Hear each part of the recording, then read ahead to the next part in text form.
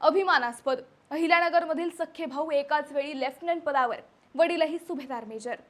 अहिल्यानगर जिल्ह्यासाठी अभिमानाची बातमी समोर आली आहे।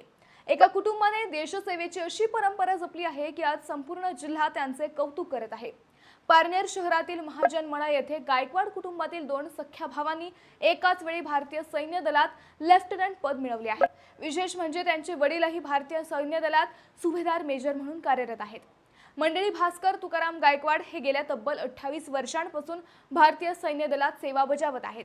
देशसेवेची हीच प्रेरणा त्यांच्या मुलांना प्रसाद आणि प्रकाश गायकवाड यांना मिळाली। वडिलांच्या पावलावर पाऊल ठेवत दोघांनीही सैन्य दलात जाण्याचा निर्धार केला। 4 वर्षांपूर्वी बॉम्बे इंजिनिअरिंग ग्रुपच्या माध्यमातून दोघांची राष्ट्रीय संरक्षण अकादमी म्हणजेच एनडीएमध्ये निवड झाली।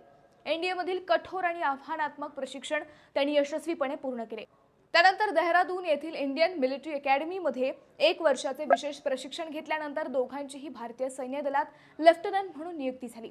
एका कुटुंबातील वडील सुभेदार मेजर आणि दोन्ही पुत्र लेफ्टनंट अधिकारी असा दुर्मिळ योग क्वचितच पाहायला मिळतो।